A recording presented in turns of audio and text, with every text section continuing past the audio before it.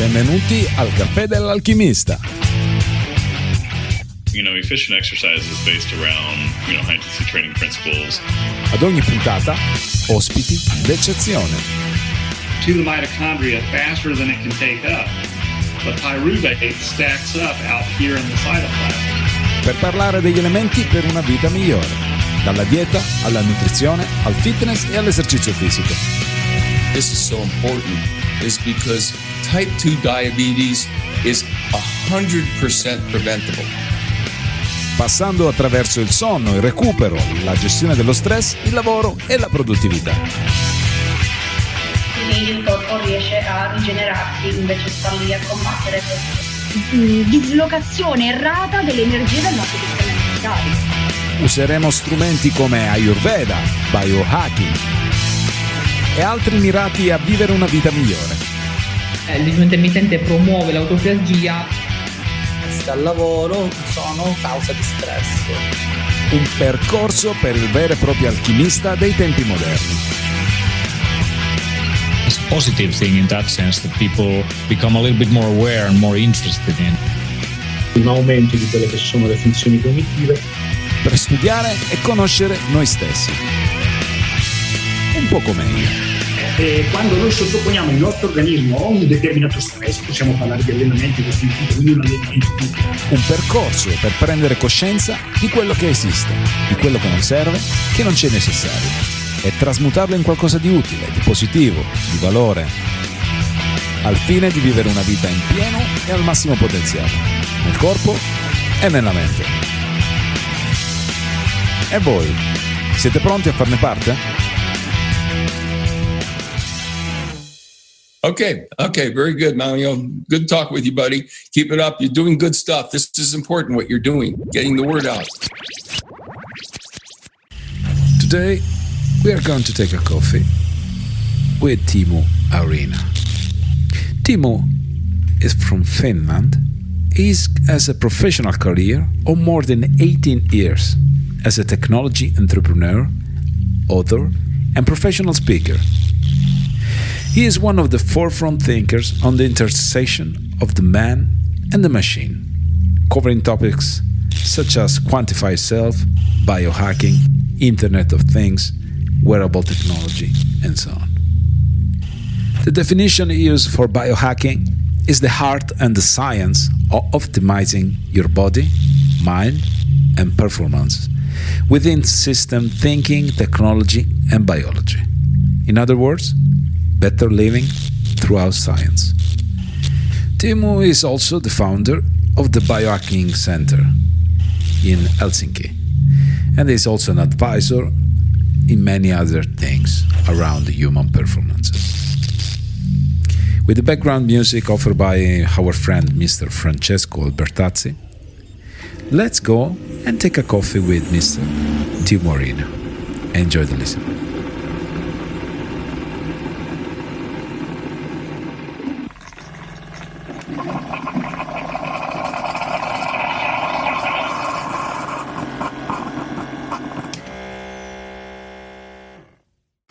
Hi Teemu, welcome to our coffee.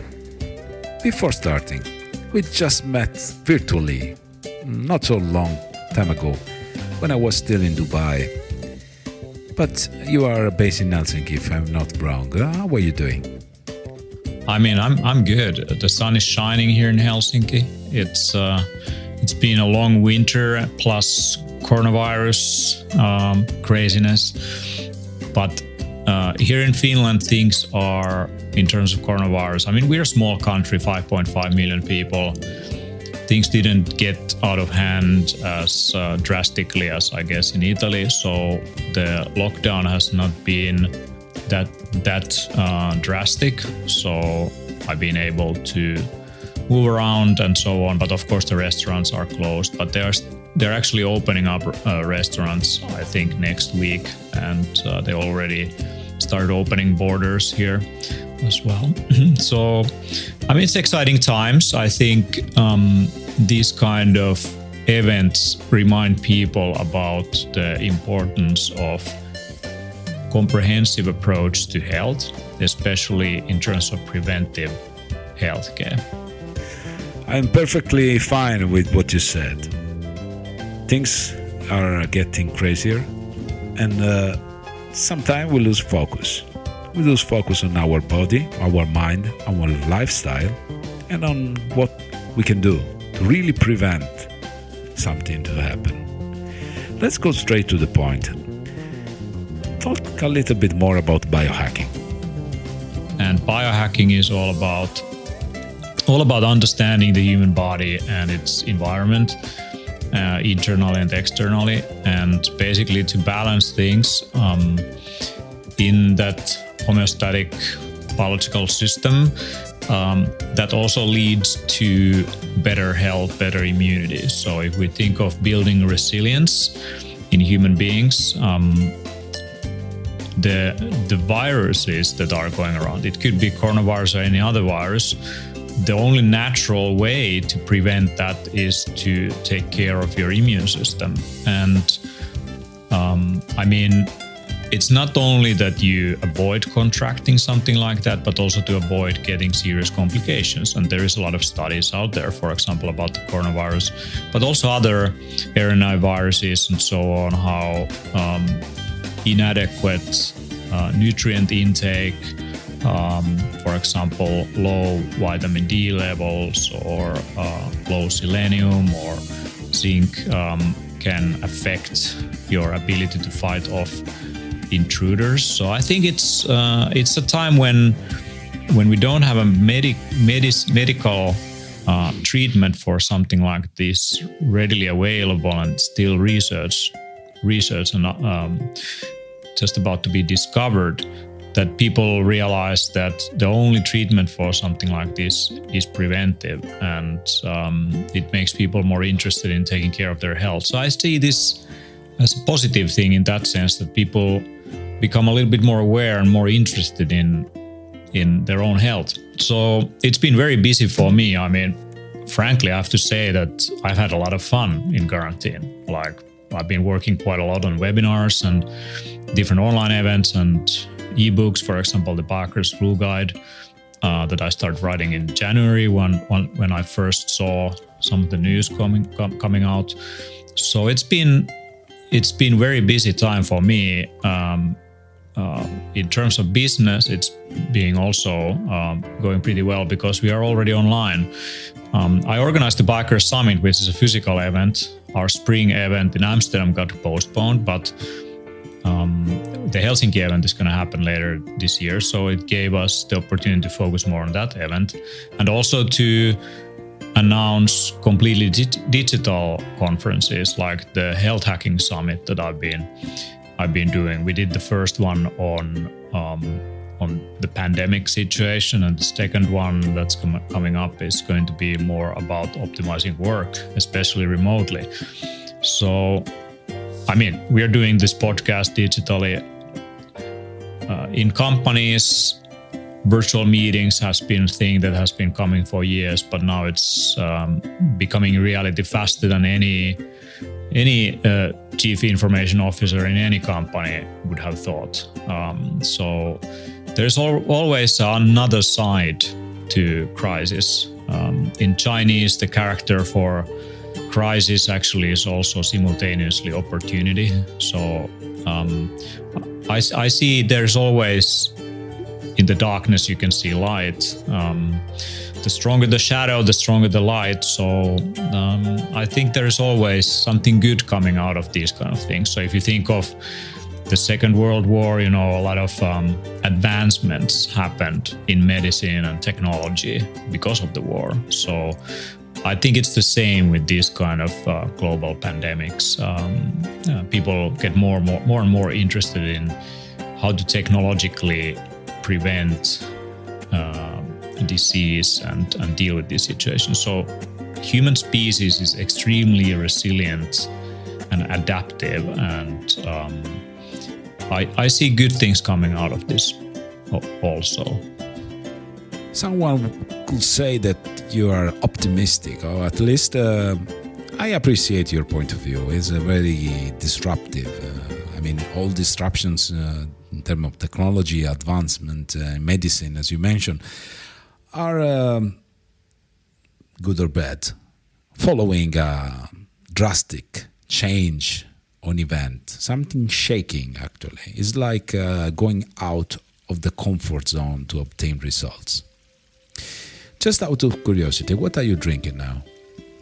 I mean, I'm drinking medicinal mushrooms right now with my coffee, and medicinal mushrooms, polypore mushrooms that grow on trees, specifically produce extremely strong antiviral, antibacterial, antifungal compounds.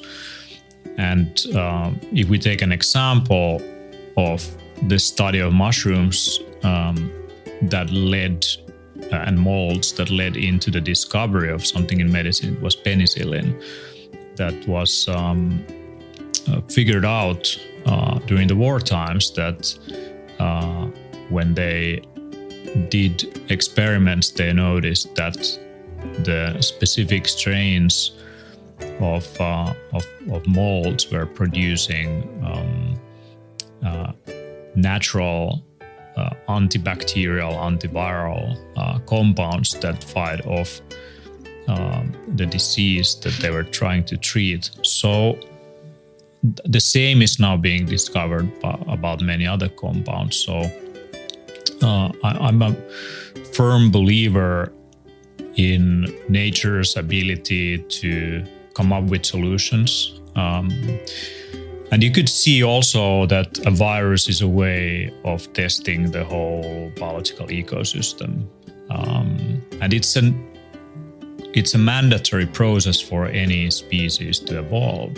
And throughout history, we have seen every 100 years or so, some kind of virus or bacteria wiping out 10 to 40% of human population of this planet. Now, in modern times, this has not happened recently, but we have had a lot of epidemics, small ones, but not big ones until this one.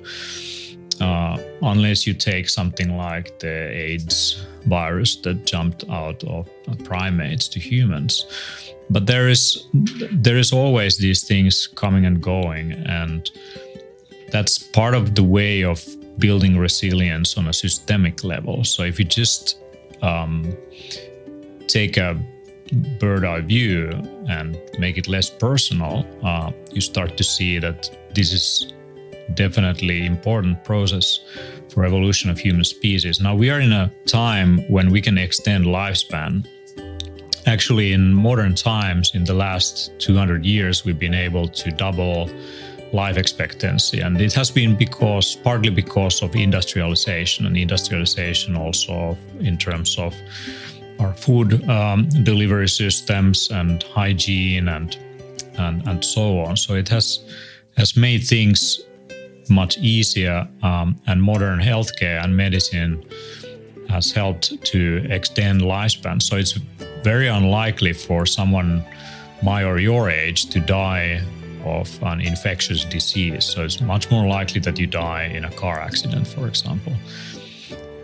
But the interesting thing here is that as we double lifespan from, let's say, average lifespan of 40 to 80 years or 90, I think in Finland it's now around 84 or something like this.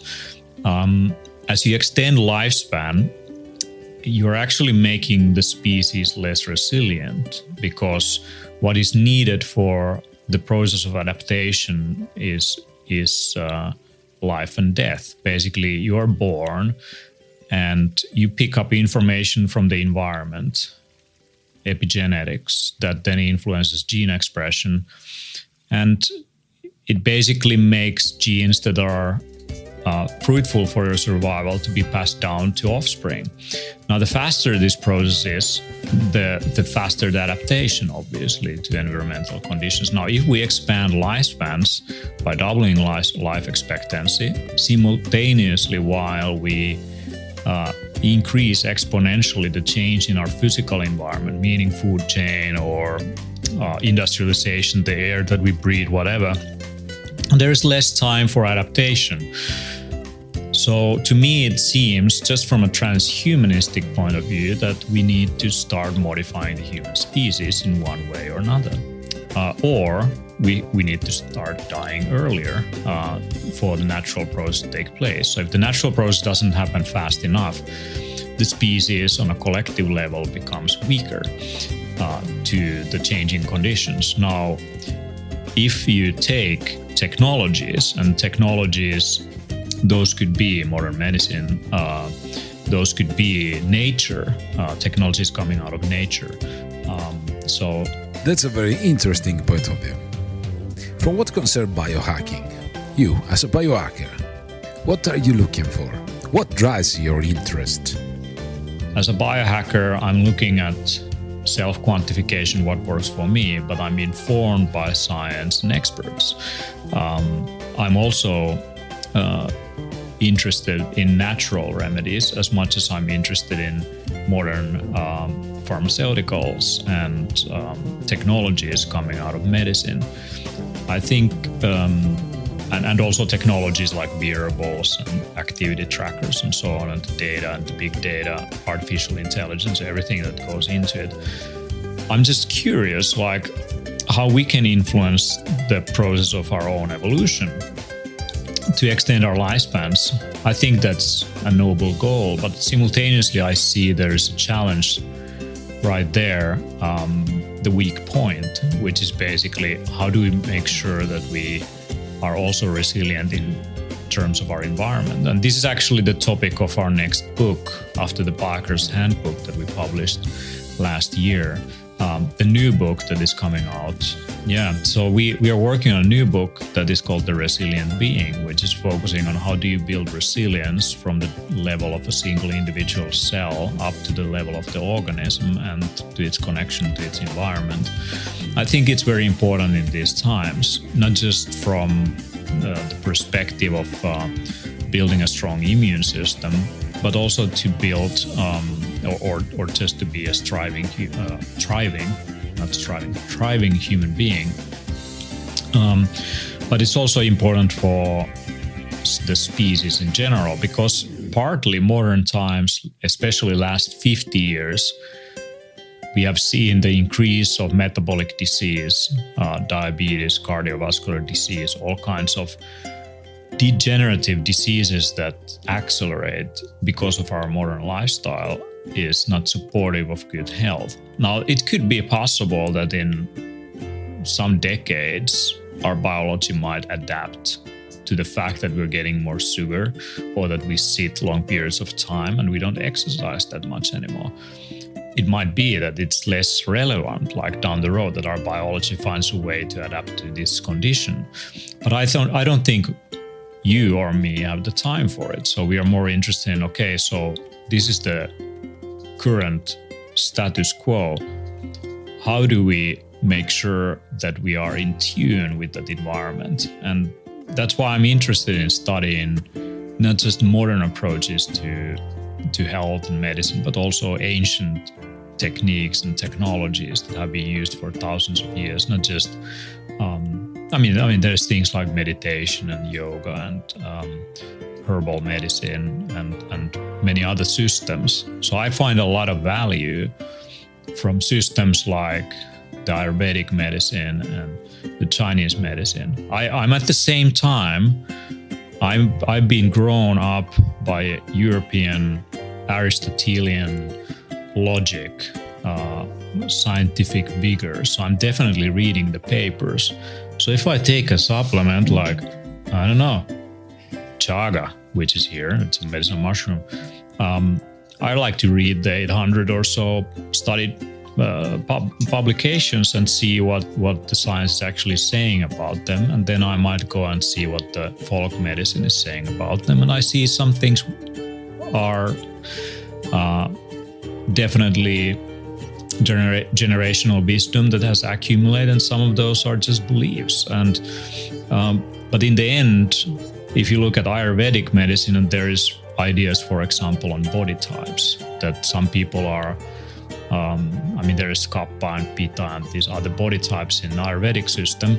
I see those as abstractions of genetic differences that an observation was made. And now with modern science, we can see more concretely why people are different, although we share most of our genes with each other.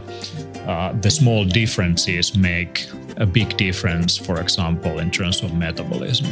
So there is some truth to ancient systems. And when you look at dietary systems that might extend lifespans, we are looking now at, for example, Mediterranean diet as something that is beneficial, or what centarians seem to be eating in different locations around the world, so-called blue zones, where they live long lives, like Okinawa in Japan, where they eat a lot of seafood, or some islands in Greece.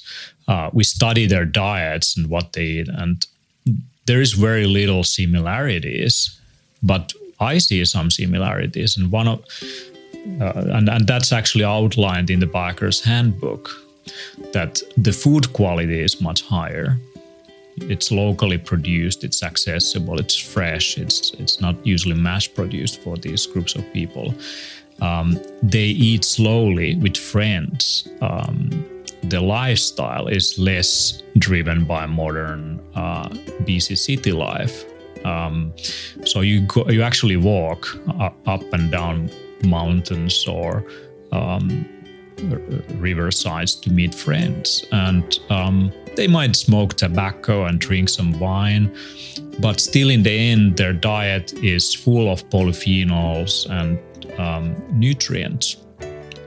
It might be that seafood with its readily available iodine and many medicinal compounds are useful for the Japanese, Okinawan, while on the Mediterranean diet, more of the plant polyphenols are the key thing. But once we study these different systems, and if you look at, I spoke about Ayurvedic system, you look at India, why do vegetarians who don't eat meat products have okay levels of omega-3? While at the same time we see that plants are the main source of omega-6 and seafood is the source of omega-3.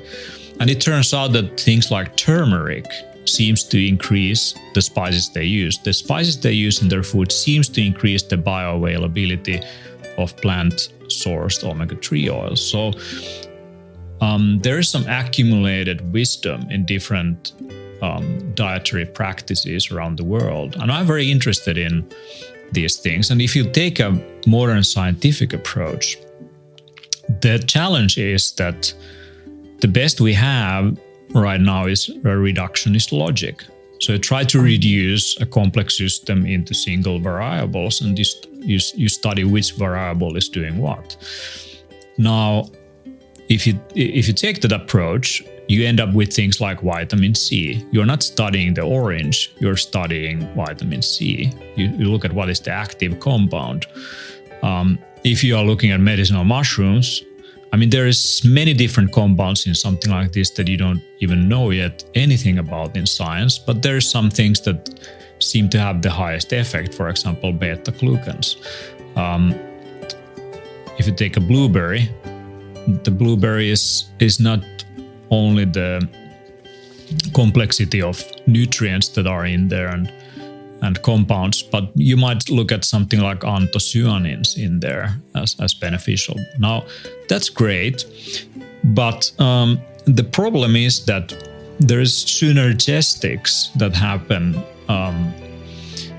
biologically. So when you take something like that, hundreds of different compounds simultaneously, those seem to have some kind of cross-link, that they interact with each other as they go through your metabolic pathways.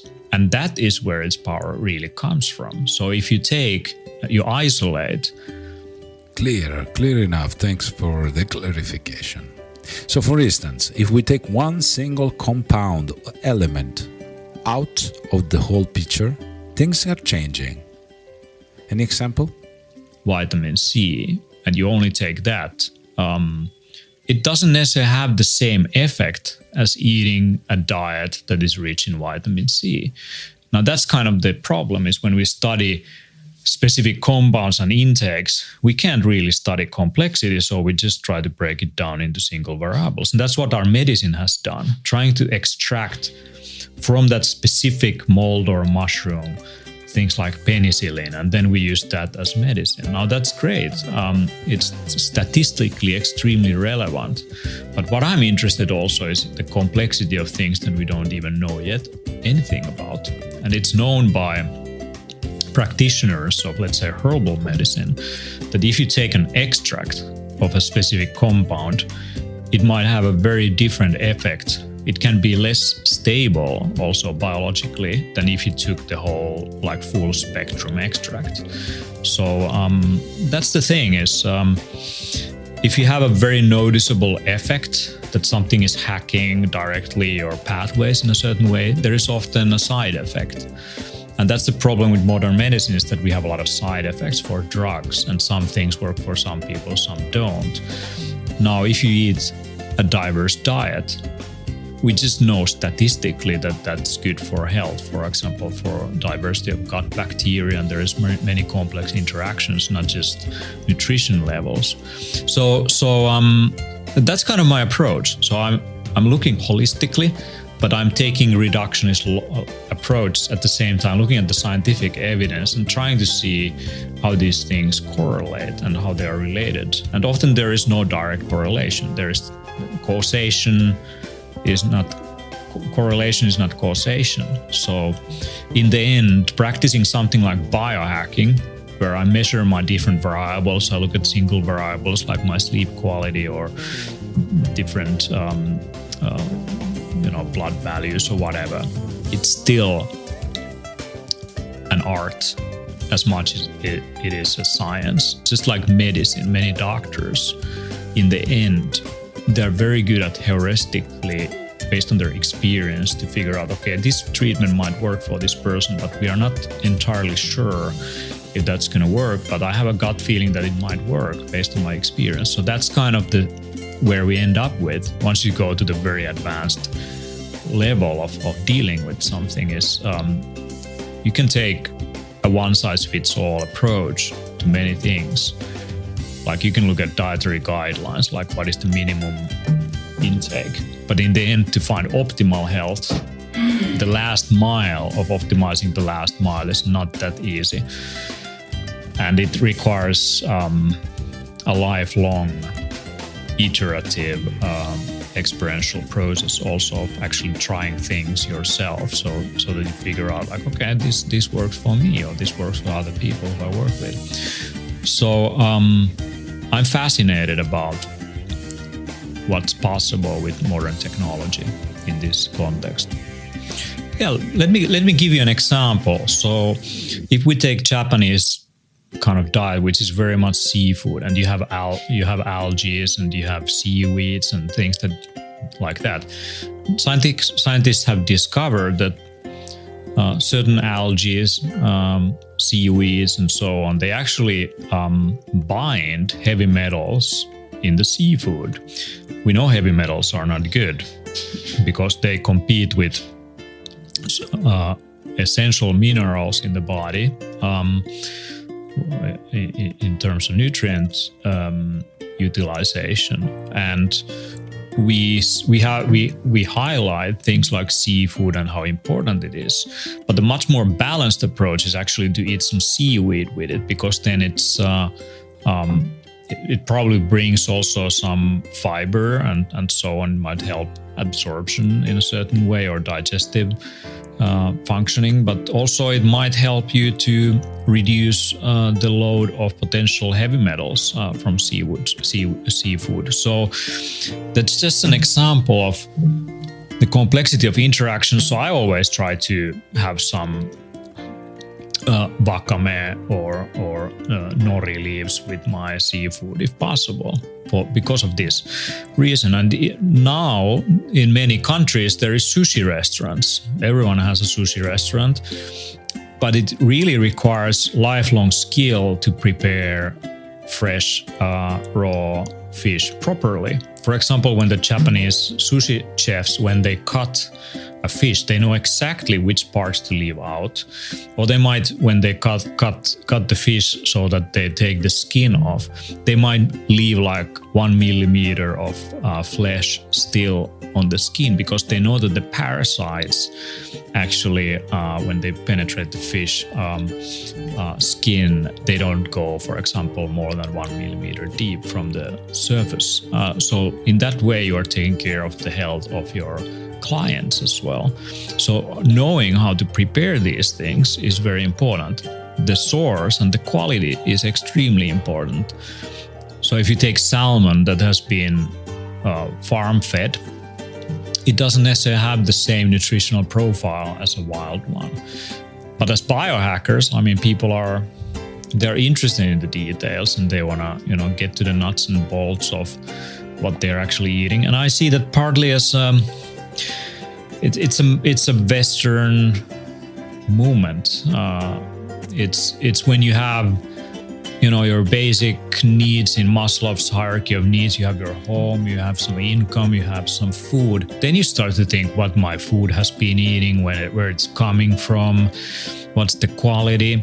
So it's when you have more time, you start to get creative in these ways. So, but the problem in the world is definitely the populations who are eating crap food because it's cheap and they can't afford anything else. And those are huge numbers of populations. In countries where their traditional diet has been replaced by modern mass-produced food.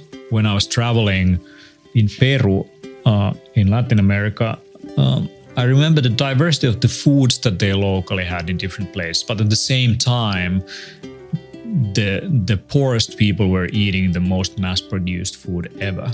And you see that you can go in a westernized country anywhere.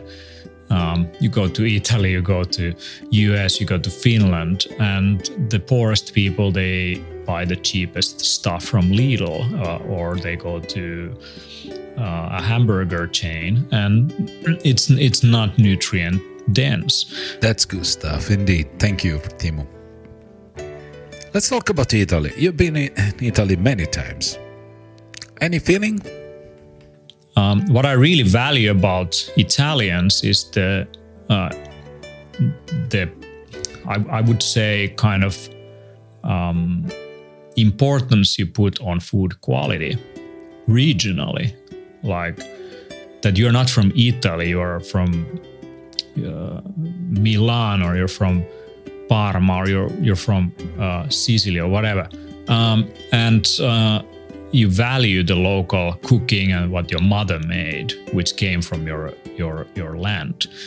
And I think that is what can save Italians in the end, is that kind of appreciation to the immediate physical environment and culture, and keeping that alive and not replacing it with some imported dream from America, which is mass-produced. Because those people over there are the sickest people on the earth, in a way. Pun intended.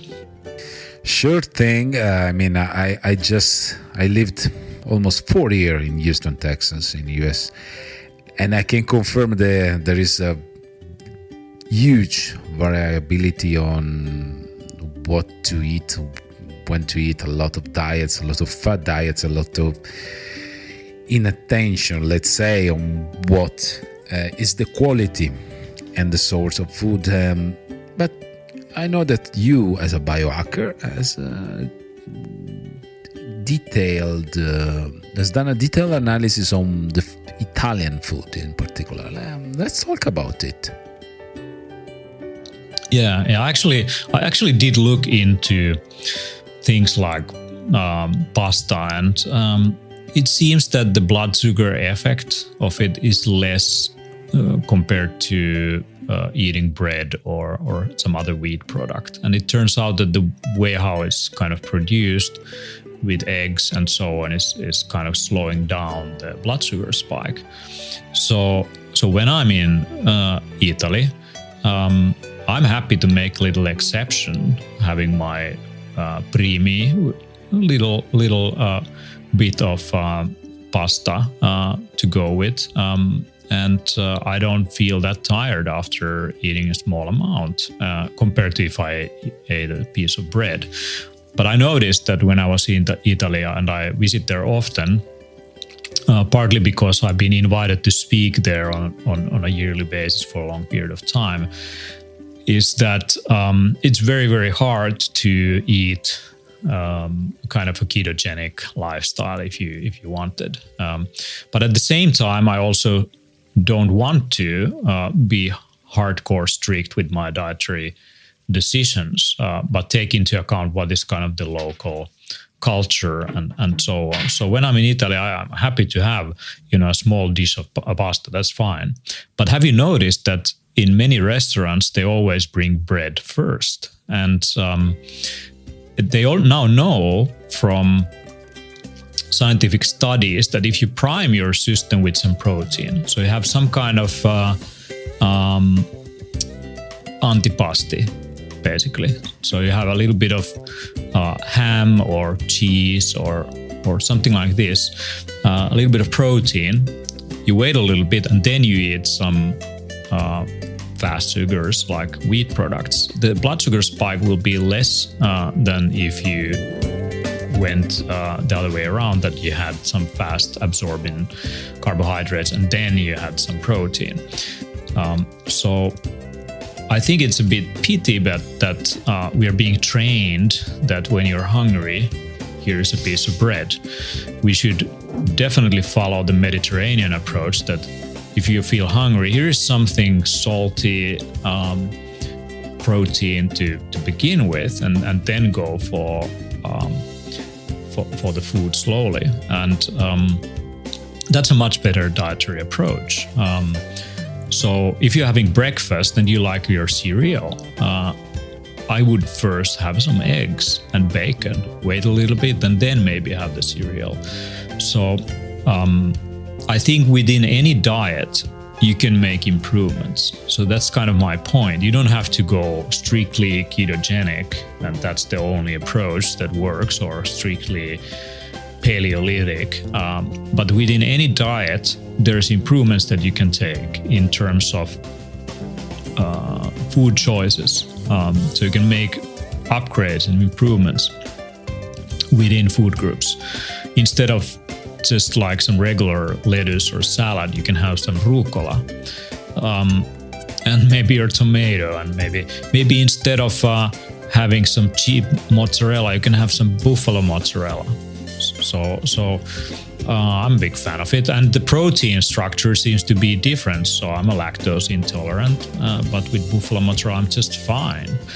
I'm not eating too much of milk products, but some aged cheese, like some Parmigiano. I'm okay to even eat a bigger piece. So within any cultural dietary recommendation and system, there is improvements that you can do. Now, if you are having a tomato, you can have a tomato that's produced in a greenhouse with the least amount of nutrients possible. It's big, but it's not juicy, it's not tasty. You can taste that it's kind of half raw. But then when you have a really nice local Italian tomato from your grandma's garden, man, that's explosion in your mouth. So why would you go and have that greenhouse version when you have that available? So that's kind of how I look at food, is that there is always improvements in terms of nutrient density, in terms of quality, in terms of sourcing, in terms of preparation, in terms of sequence in which you take them, in terms of what works for your body and what works for someone else. So it's my favorite topic, and I definitely love Italy. And we love Italy too, of course. Changing subject, you are the organizer of many events. One of the events is held in Helsinki. So it is going to happen, and what's the main topic? The Helsinki Summit topic is from lifespan to health span. So it's about life extension, but looking at healthy extension of life. So not just living in tubes with medication and barely alive, but how do you increase your quality years in your life? Basically, that's kind of the topic we want to focus on there. The Amsterdam Summit is focusing on transpersonal psychology. So the topic is Hack the Ego, and that's where we are looking at the biggest limitation to your growth, which is you, basically, sabotaging your own patterns of behavior. And that's where we focus more about behavior change and the mind and psychology and personal improvement and stuff like that. Thank you, Teemu. Really good stuff. Let's go back to your routine. What kind of biohacks are you in? I've been looking into combining different biohacks together. So there is, only that much time in a one day. So personally, I like to have these different protocols. We actually documented together with Dr. Olli Sovijärvi some of our protocols on Ben Greenfield's blog.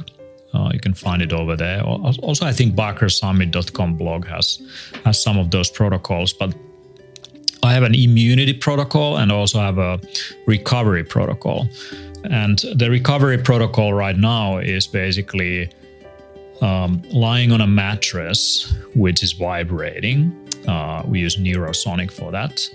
So that kind of activates your lymphatic system and relaxes the body extremely effectively and helps microcirculation.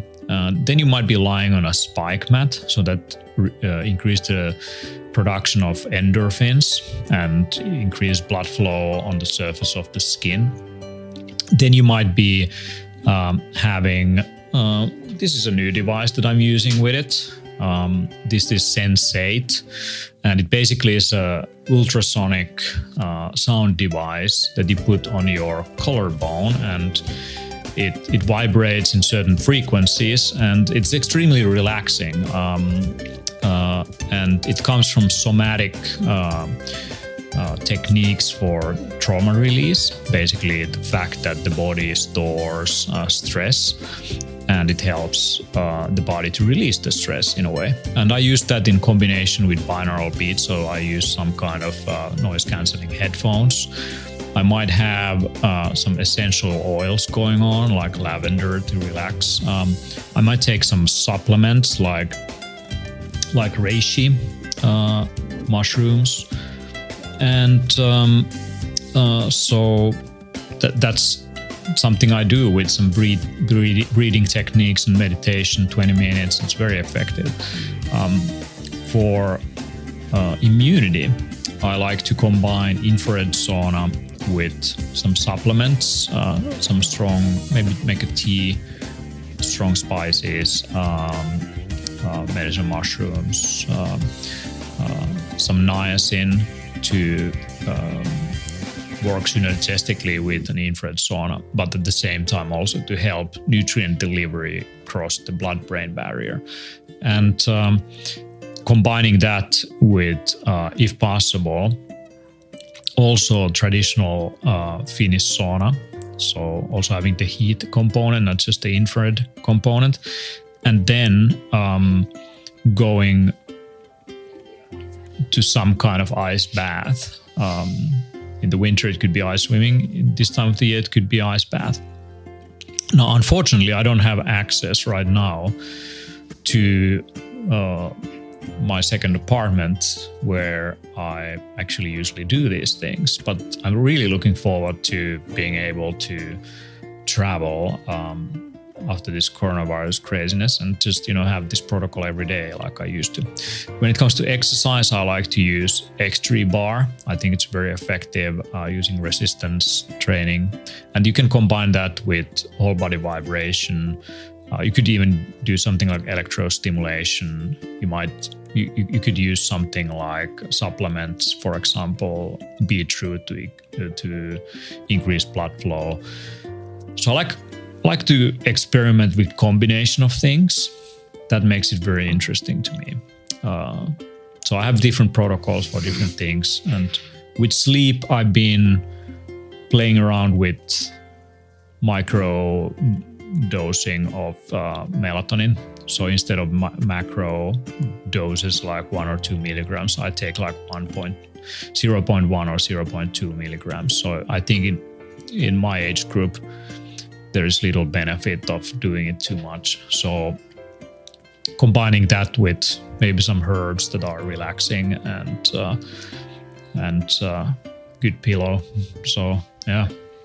Thank you so much. With this last tips and hints and biohacks, I invite you, all our followers, to follow you and your summits and events. You will find in the description links to your website, to the biohackersummit.com, healthhackingsummit.com. There are also virtual events running. Thank you very much, Teemu. Enjoy the rest of the week, and I hope you have a great time with me, because I had. I appreciate that. So take care and live long.